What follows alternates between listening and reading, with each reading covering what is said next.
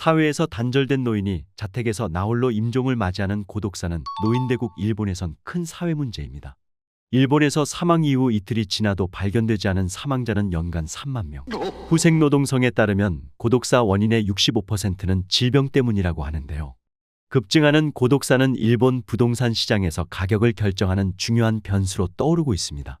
그러다 보니 고독사 관련 중개업자 가이드라인도 마련돼 있다고 하는데요. 일본 국토교통성은 타살이나 자살, 고독사 등이 발생한 집을 사고 팔 경우 중개업자가 3년간 세입자나 매수자에게 사실을 알려야 한다는 규정까지 만들었습니다. 고독사가 발생한 이른바 사고 물건은 세입자나 매수자들이 선호하지 않기 때문에 월세와 매매가를 많이 깎아주지 않으면 상당 기간 공실로 남게 된다고 합니다. 우리나라 또한 공인중개사법상 집에서 발생한 인명사고에 대해서 고지하도록 되어 있으나 집주인이 쉬쉬하며 부동산에 알려주지 않거나 부동산 중개인 중 일부는 알면서도 모른 척 일단 계약을 진행시켜 중간에 수수료만 챙기는 경우도 많다고 하는데요. 그래서 오늘은 부동산에서 절대 이야기해주지 않는 사람이 죽었던 집을 피하는 방법이라는 주제로 노후에 집을 구할 때 반드시 피해야 할 집과 집터를 소개해드리겠습니다. 먼저 우리가 집을 볼 때 사람이 죽었던 흔적을 알 수 있는 방법은 크게 두 가지입니다. 첫째는 냄새인데요. 어떤 집주인은 집에서 사고가 나면 다음 세입자를 위해 모두 철거하고 바닥부터 장판, 벽지 등 모두 싹 교체하시는 분들이 계신 반면 일부 집주인들은 대충 청소했으니 이 정도는 괜찮겠지라는 생각으로 일부만 교체 또는 청소 후 다음 세입자를 구하는 분들도 계십니다. 하지만 사람이 죽은 흔적을 가장 크게 알 수 있는 것이 바로 냄새인데요. 장마철이 되면 비가 한 달 이상 내리다 보니 습한 경우도 많고 겨울이 되면 보일러를 가동하게 되는데 이때는 또 집이 굉장히 건조해지게 됩니다. 그러면 시멘트 안에 숨어있던 냄새들이 100% 올라오게 되는 것이죠. 장판만 새로 깔았다고 해서 그 냄새가 없어지는 것이 아니기 때문에 만약 집을 보러 갔는데 꿉꿉한 냄새나 기분 나쁜 냄새가 난다면 한 번쯤 의심해 보시길 바랍니다. 우리가 일반적으로 집을 보러 가게 되면 물이 잘 나오는지 햇빛은 잘 들어오는지 꼼꼼하게 살펴봅니다. 그런데 이렇게 집에 들어왔을 때 나는 냄새는 큰 의심 없이 그저 집이 비어 있어서 나는 냄새구나 하며 대수롭지 않게 지나가는 경우가 많은데요. 사실 시체가 썩은 냄새는 처음 맡아도 뭔가 시체 썩은 냄새구나라고 직감적으로 알 만큼 지독하고 고약한 냄새라고 합니다. 누군가는 시골을 지나갈 때 나는 강력하고 센 소똥 냄새 같다고 하기도 하고 누군가는 김치와 정육이 같이 부패한 냄새 같다고도 합니다. 그런데 문틈이나 미닫이문 있는 쪽에서만 유난히 냄새가 심하게 난다던가 화장실 문틀, 벽 사이 이런 쪽이나 싱크대 밑에서 유난히 냄새가 난다면 그 집에 대해 조금 더 알아보시는 것이 좋습니다. 그 이유는 그런 작은 틈들에서 청소 작업이 다 안 끝났을 경우가 있기 때문에 피가 흘러서 틈 사이로 들어가는 경우가 많기 때문입니다. 두 번째는 벌레입니다. 집을 보러 갔을 때 집안에 통통한 파리가 있다면 한 번쯤 의심해 볼 필요가 있는데요. 사람이 살았던 집에 파리 한두 마리 정도는 있을 수 있지 않나라고 생각하실 수 있지만 제가 지금 말씀드리는 파리는 우리가 일반적으로 흔히 보는 파리가 아닙니다. 구더기에서 나왔기 때문에 좀 많이 뚱뚱한 파리를 말합니다. 그래서 잘 날지도 못하고 기어다니는데요. 혹시 집안에 이런 통통한 파리가 한두 마리 있고 또 냄새도 좀 이상한 것 같다면 한 번쯤 의심해 보시고 계약을 신중히 하시길 바랍니다. 이번에는 이사를 할 때 무조건 걸러야 하는 집 3가지를 말씀드리겠습니다. 첫 번째는 외국인에게 임대를 해줬던 집입니다. 외국인이라고 다 집을 엉망으로 사용하는 것은 아니지만 외국인에게 임대해줬던 집은 많이 망가진 경우가 많습니다. 우리와 문화가 다르다 보니 집을 너무 험하게 사용하는 것인데요. 또한 모두의 경우는 아니지만 집에서 사람이 사망한 경우나 집에 찝찝한 문제가 생긴 경우 다음 세입자로 한국인이 들어오면 동네 주민들을 통해 귀동냥으로 알게 될 가능성이 있기 때문에 집주인이 외국인 근로자 같은 사람들을 몇 년 살게 한 후 동네 주민들 사이에서 사고가 잊혀질 때쯤 한국인 세입자를 받기도 합니다.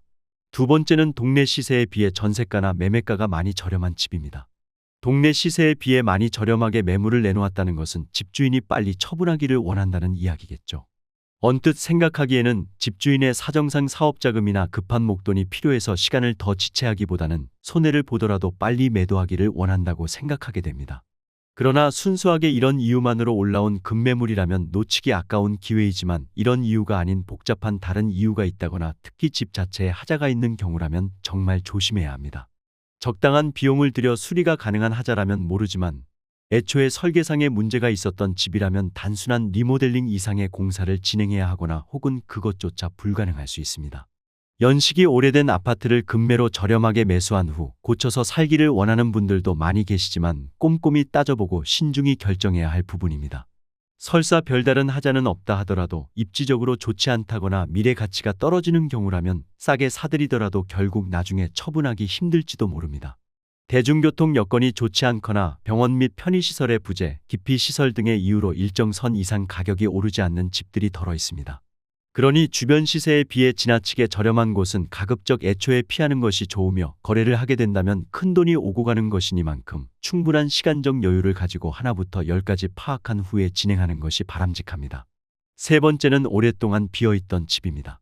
인구 감소로 농촌 도시 할 것 없이 빈집들이 넘쳐난다는 뉴스 한 번쯤 보신 적 있으실 텐데요. 안타깝지만 이처럼 오랫동안 비어있던 집을 계약하실 때는 더욱 주의하셔야 합니다. 사용하지 않은 집의 경우 곰팡이와 벌레가 생길 수밖에 없기 때문에 더욱 꼼꼼히 집을 확인하셔야 하며 1년 이상 집이 비어 있었다면 하나하나 다 켜보고 운행해 보시는 것이 중요한데요.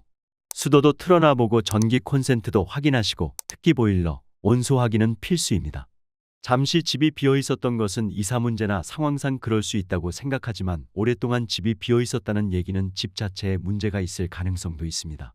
또한 이런 집의 경우 사람이 실제 살지 않으면 모르는 문제가 언제든 발생할 수 있기 때문에 계약하시기 전 왜 오랫동안 이 집이 비어 있었던 것인지 한 번쯤 의문을 가질 필요가 있습니다.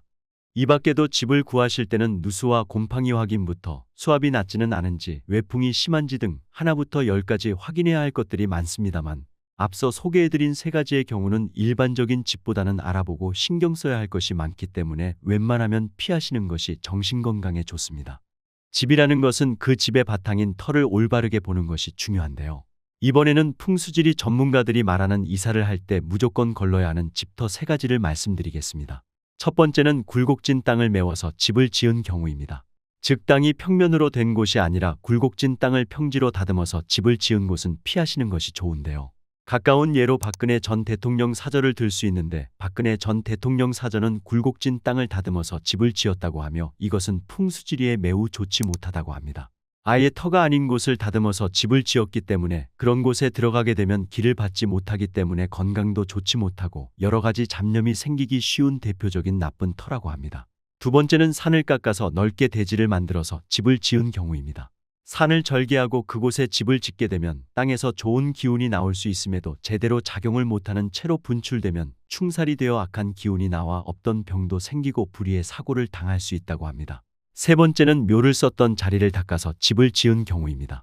즉 오래된 형태가 있는 묘를 아예 무시해버리고 그곳을 싹 파낸 후 집을 짓는 경우 묘를 썼던 자리에는 영혼이 남아있어 일부가 아직 그곳에 남아있기 때문에 이런 집터도 굉장히 좋지 못하다고 합니다.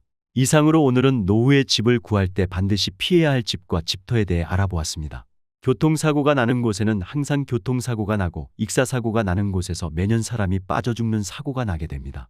그래서 예전 어른들이 하시는 말씀이 먼저 당한 영혼이 다른 사람을 대신 희생시켜야 그 자리를 떠난다는 얘기도 있죠. 그런 의미에서 오늘 말씀드린 반드시 피해야 하는 집과 집터는 잘 알아두셨다가 나와 내 자녀들, 내 주변 지인들에게도 말씀해 주시면 좋겠습니다. 오늘 내용 도움이 되셨나요? 도움이 되셨다면 주변 지인분들께도 오늘 영상 많이 공유해 주시고요. 저는 다음 시간에 시니어분들께 더욱더 도움되는 정보로 다시 찾아오겠습니다. 오늘도 끝까지 시청해 주셔서 감사합니다.